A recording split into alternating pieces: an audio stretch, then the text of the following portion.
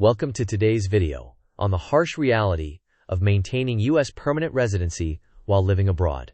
In this episode, we will clarify common myths, explain what immigration officers actually evaluate, and lay out practical steps to protect your status. As we move through the video, we will use clear examples, diagrams, and a couple of short quizzes to help you test your understanding. Let's begin by setting expectations, and then moving into the core issues new and seasoned green card holders face when spending extended time outside the United States.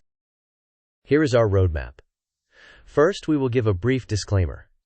Next, we will define what permanent residency truly requires.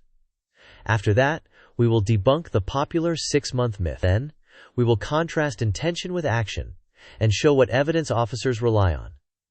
Following that, we will analyze the re-entry permit, including what it can and cannot do. We will then outline the ties you need to maintain.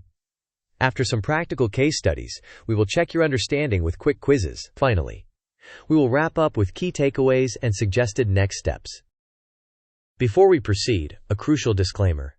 This video is for educational purposes only. It does not constitute legal advice, nor does it create an attorney-client relationship. Immigration outcomes depend on your specific facts, and laws and policies can change. Therefore, before you make decisions that could affect your immigration status, consult a qualified U.S. immigration attorney. With that established, let's transition into what permanent residency actually requires. The core idea is simple but often misunderstood. Permanent residency is fundamentally about making the United States your primary home. That means your real domicile, where you truly live and intend to return, is in the U.S., not abroad. Consequently, immigration officers look for meaningful presence over time, rather than brief, periodic visits. Evidence of your life's center will be examined. Filing U.S. resident tax returns, keeping a ready-to-occupy residence, having immediate family in the U.S., and maintaining administrative ties like a driver's license. Conversely, long stays abroad for work or study, especially over multiple years, can shift the presumption against you. With that foundation, let's now address one of the most persistent myths. Many believe that as long as they avoid a single absence of more than 6 months, their status is safe. However, that approach is risky.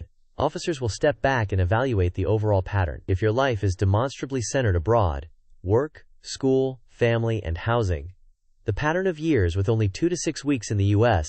points toward a foreign domicile. Consequently, the 6-month clock alone does not protect you. Now that we have highlighted the myth, let's explore why this strategy so often fails. This strategy fails because adjudicators look at the totality of your circumstances, not a mechanical 6-month rule. Spending 7 to 8 years primarily abroad strongly suggests your real residence is outside the United States. Brief U.S. trips in that context can appear to be using the green card primarily as a convenient travel document rather than as proof of U.S. residence. Furthermore, upon re-entry, the burden shifts to you to prove that your absence was temporary. Next, we will look at how intention and action are weighed, which is central to how these decisions are made. This flowchart depicts how officers conceptually assess abandonment risk. We start with extended absences. The first decision point is whether your primary home is truly in the United States. If yes, the analysis looks for robust ties, such as a ready-to-occupy residence, consistent resident tax filing, and immediate family residing in the U.S. Then, the presence or absence of a re-entry permit is considered. While an representative can help frame up to 2 years abroad as temporary, it does not cure weak domicile evidence or long-term patterns abroad. If there is no REP, the burden at entry can be heavier. Ultimately, weak ties or a foreign primary home lead toward a risk of finding abandonment. Although the law mentions intentional abandonment, intention is inferred from actions. Officers evaluate why you left, how long you intended to be away versus how long you actually stayed, and what U.S. ties you maintained while gone. For instance, a documented job transfer with a clear end date differs from an open-ended, non-U.S. employment situation. Similarly, multi-year study abroad tends to look like re-establishing residence outside the U.S., unless compelling ties and presence patterns indicate otherwise. As we proceed, we will discuss the re-entry permit, a common tool that is often misunderstood.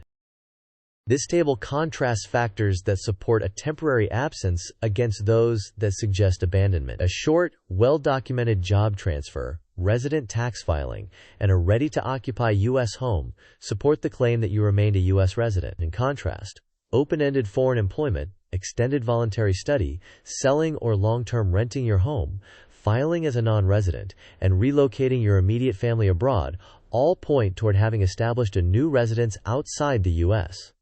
With those factors in mind, let's clarify how the re-entry permit fits in and where it does not. A re-entry permit can be valuable, but it is not a cure-all. It typically grants up to 2 years and requires that you be physically present in the United States at the time you apply. It helps waive the automatic presumption of abandonment that applies after 1 year abroad, yet it does not eliminate the core requirement that your domicile be in the U.S. Attempting to string together multiple permits over 7 or 8 years while living primarily abroad almost always draws significant scrutiny. Now let's test your understanding with a short quiz. Quiz time. The question is, if a permanent resident spends 7 to 8 years mostly abroad but returns to the United States every 5 months for 2 weeks, are they automatically safe from abandonment findings? Option A, yes, because each trip is within 6 months. Option B, no, because officers assess the totality of circumstances and domicile. Option C, yes, if they also hold a valid re-entry permit. Option D, yes, if they promise to move back in the future. You may pause the video now to think about the answer. We will discuss the answer in the next section of the video. The correct answer is no, because officers assess the totality of circumstances and your true domicile. Frequent short visits do not guarantee safety if the overall pattern shows that your life is centered abroad. Even with regular returns inside 6 months, a 7 to 8 year period primarily outside the U.S. typically raises abandonment concerns. Here is a practical plan to maintain strong ties. First, file U.S. resident tax returns and report worldwide incomes. Second, keep active U.S. financial activity, including bank and credit usage, and maintain investments. Third, maintain a ready-to-occupy U.S. residence. Avoid long-term leases that signal you no longer live there. Fourth, keep immediate family in the U.S. when possible, since family residence is a powerful indicator of domicile. Fifth, keep administrative ties current, such as a driver's license, U.S. phone number, and regular mail. Sixth, document the specific reason for any foreign stay and its expected end date. Seventh, use a re-entry permit sparingly and only for limited periods, understanding its constraints. Eighth, and crucially, prioritize meaningful physical presence in the U.S. to align your actions with your stated intent.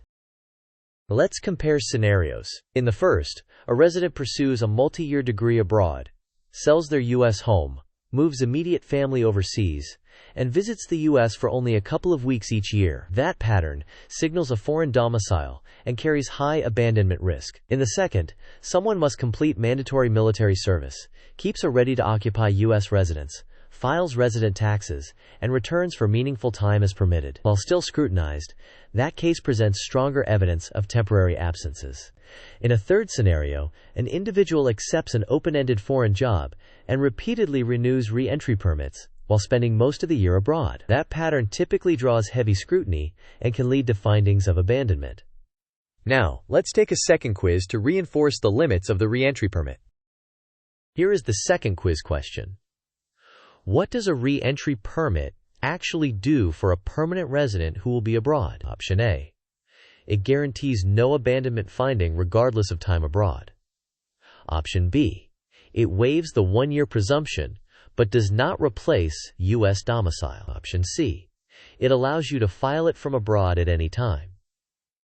Option D, it converts your status into a travel visa for multiple years. You may pause the video now to consider your answer. We will discuss the correct answer in the next section.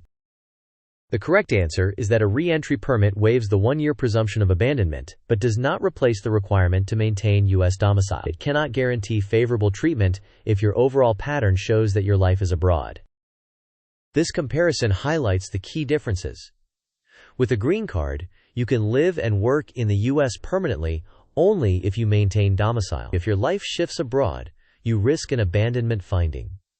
A re-entry permit can help only with shorter or medium absences and does not alter the domicile requirement. You also need to meet continuous residences and physical presence requirements if you plan to naturalize. By contrast, U.S. citizenship offers the unrestricted ability to live abroad and return, with no risk of abandonment for living overseas. It also grants access to a U.S. passport and full civic rights. For many, prioritizing naturalization when eligible can resolve the tension between travel and residency. A controversial but practical best practice is this. If you cannot live primarily in the United States in the near term, consider delaying your green card until foreign obligations end. Alternatively, if you will soon be eligible to apply for naturalization, prioritize that pathway to secure mobility without risking loss of status. Attempting to manage a green card through many years of non-residency is usually a losing battle and can consume a visa number that could benefit someone ready to reside in the U.S. With that guidance, let's distill the key takeaways. These are the core points to remember. Officers assess your overall pattern, not just the time between trips. Re-entry permits address certain timing issues but do not prove U.S. domicile. Maintaining strong ties such as resident tax filing, a ready-to-occupy home, immediate family in the U.S., and current administrative ties is essential. You should also document the reasons for going abroad and the anticipated end date. When eligible, consider prioritizing naturalization to avoid recurring abandonment risks. To summarize, permanent residency requires that your true home be in the United States, not maintained through occasional short visits. Multi-year patterns of living abroad can indicate abandonment risk, despite frequent returns. Use re-entry permits carefully, maintain robust ties, and plan your return with documented timelines. Consider whether delaying green card acquisition or accelerating citizenship better matches your life circumstances. Finally, consult an experienced immigration attorney for tailored guidance. Before we close, here is a final note and call to action. Thanks for watching. If you found this useful, please like the video, share it with someone who needs it, and subscribe for more clear explanations on complex immigration topics. I would love to hear your questions and experiences in the comments, so join the conversation and let us know what you want to see next.